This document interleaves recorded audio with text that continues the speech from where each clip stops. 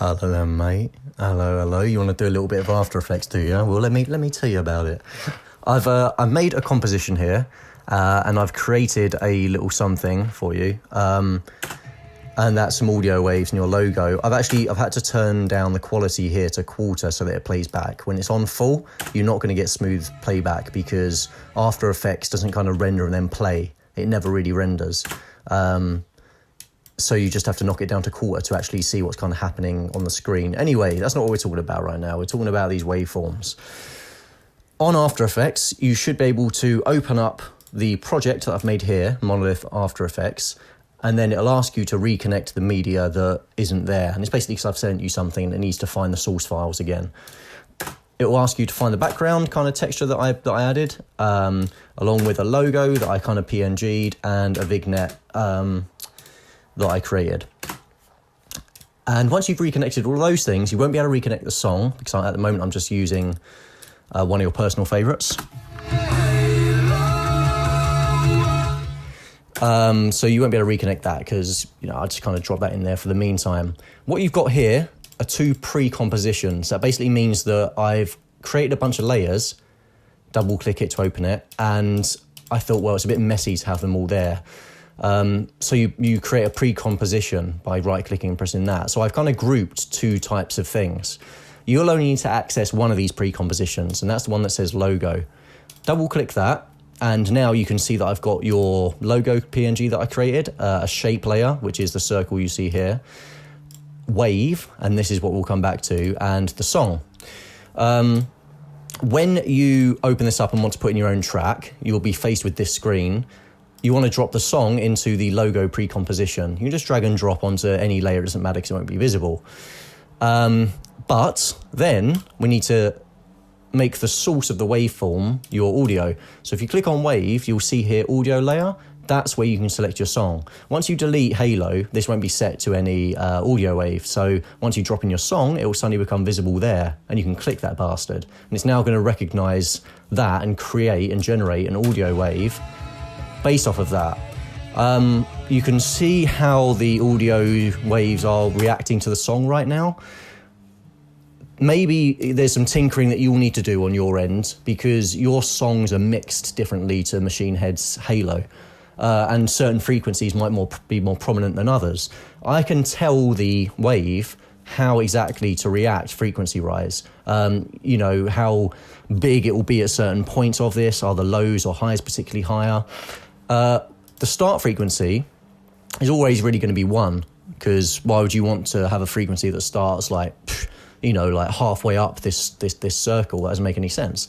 So that's 1, but you might want to tinker with this end frequency. And if I increase that loads, it's only now going to be picking up certain frequencies in a certain register. Not kind of a look that we're after, is it? But if you knock it down really low, it does something interesting where it kind of merges frequencies to a degree, and that's when you get this kind of look to it. Stylistically, you could want that. I kind of defaulted it to have kind of more of a generic sound wave look if you're in like a sound studio or something. Another thing you could play with, because you can tinker with this to get the desired look that you're after, frequency bands. That's how, let's put it down loads, that's how little amount or how many of those tiny dots you want to the point that they merge. So you can tinker around and see really what you want. Again, I set it to this because it looks the most sound wavy. You can also adjust the thickness of those, create kind of like more of a solid. And then you can also select the color, which is pretty cool. Inside color, I just kind of did it white to match you. Imagine we put the outside to red and you get kind of something quite interesting there, but it's all personal preference. Things you don't need to worry about, glow. I only applied that so that it kind of has this kind of sheen to it. As you can see here, I'll turn the quality up again. It's a bit of like a sheen to it. And also I added a drop shadow. Again, that's so that it adds a little bit of depth, because now you can see a little bit of shadow there. So you won't need to touch these things really. And this polar coordinates is literally how I bent the audio wave generator into a circle around your logo. It's a shame it doesn't match up perfectly. There is a way that you can fiddle about with the start and end point, and that will change whereabouts that is, but it seems to cut off. I've never managed to get them to actually link.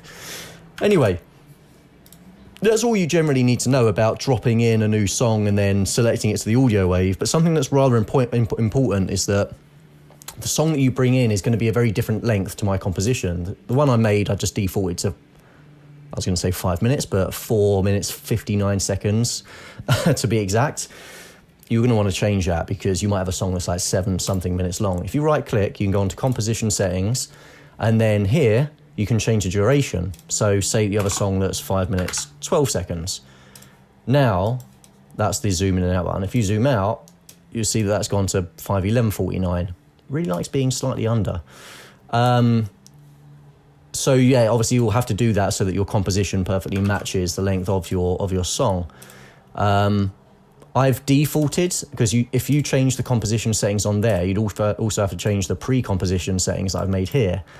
But if you want the composition settings here, I've just made that 10 minutes, because what you'd have to do is you'd also have to drag out these and raise the composition settings there, and it get really confusing. So I've defaulted logo and background to both 10 minutes. Oh no, that one's 5. So let's now make that 10 minutes. And this is what you would have been faced with, right? Is that now you'd have to drag out the pre-composition settings, and that one won't drag out anymore, because what I haven't done is increase the composition settings in this one to 10 minutes. Also. And then now select those, and I can drag them all out. So now I've defaulted both of these to 10 minutes. It means that all you really have to worry about is the composition settings on your main composition. Hopefully that's clear enough. When it comes to exporting this thing, you go to composition, add to media encoder queue, and then it will load up good old media encoder. If you have the entire Adobe Creative Cloud, that's something I advise you download, because if you try and export just out of After Effects, it will only really give you animation codecs, because the whole point of the program is to be able to bring it into a different software and work on it more. But you don't really need to do that, so you need Adobe Media Encoder to export out of that.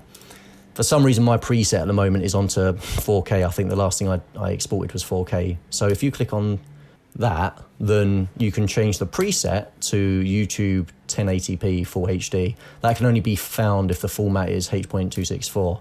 And then boom, you can hit OK. Gives you an estimated file size and everything. That's pretty much it, mate. That's pretty much it. You know, should be pretty cool.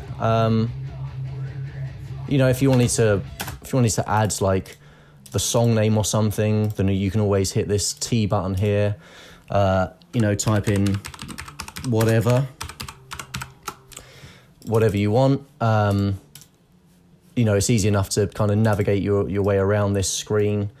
I wonder if I have the font that you guys used, Frontman, the Frontman. If you download that, you'll be able to get the same monolith font for any of the songs or anything. So yeah, man, that's it. Like, you know, good luck. Welcome to call me at any time for any reason if you need explaining on any of this stuff anymore. Wow, this has ended up like 10 minutes long. I do apologise.